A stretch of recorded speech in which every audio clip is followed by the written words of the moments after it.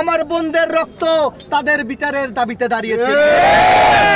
আমরা এখানে দাঁড়িয়েছি গত 16টি বছর গুম খুন হত্যা নির্যাতনে যারা জর্জরিত তাদের বিচারের দাবিতে আমরা এখানে দাঁড়িয়েছি।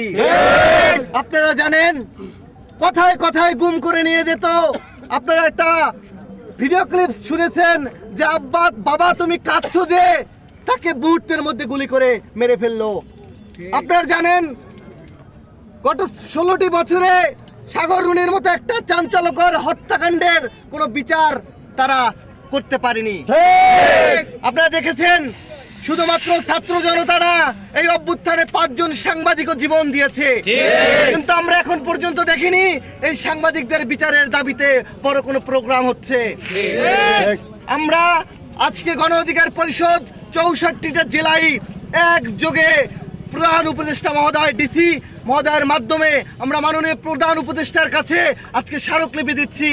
অনতি বিলম্বে যারা এই গণহত্যার সাথে জড়িত তাদেরকে বিচারের আওতায় নিয়ে আসতে হবে।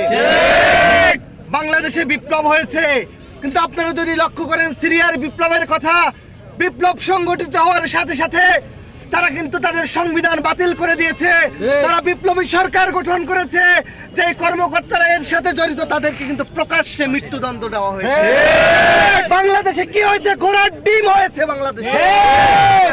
এখন পর্যন্ত সংবিধানকে বাতিল করতে পারেনি, বিপ্লবী কোনো সরকার গঠন করতে পারেনি, কোন রকমের যারা এই গণহত্যার সাথে জড়িত তাদের বিচারের আওতায় আনা হয়নি। কিন্তু আমরা দেখেছি সংবাদপত্রের মাধ্যমে 572 জনকে আরো মুক্তি দিয়ে দেওয়া হয়েছে। কত রকমের জঘন্য ঘটনা। গত 2 তারিখ, এই মাসের 2 তারিখে পাবনার সুজানগরের আওয়ামী লীগের সভাপতিকে তার ভ্যান থেকে, পুলিশ ভ্যান থেকে ছিনতাই করে নিয়ে গেছে।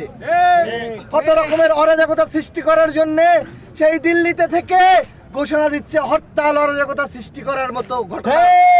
আমরা বলতে চাই রাজপথে নামবেন না, পিঠের চামড়া কিন্তু থাকবে না। যদি রাজপথে নামেন এই ছাত্র জনতা আবার সংগঠিত হয়ে আবার কিন্তু বিপ্লবের দিকে ধাবিত হবে। আমরা এই ছাত্র জনতার অভ্যুত্থানের মাধ্যমে গঠিত যে অন্তর্বর্তীকালীন সরকার, সেই সরকারকে সাধুবাদ জানাই। তারা এরকম একটা কঠিন মুহূর্তে এই সরকারের দায়িত্ব নিয়েছে, এই দেশকে সংস্কার করার জন্য, এগিয়ে নেওয়ার জন্য দায়িত্ব নিয়েছে। কিন্তু সেই সাথে সাথে আমরা আরো বলতে চাই, আমরা আপনাদেরকে যেই আশা ভরসা নিয়ে দায়িত্ব দিয়েছি আপনারা কিন্তু তার প্রতিফলন দিতে পারেননি। এই বিগত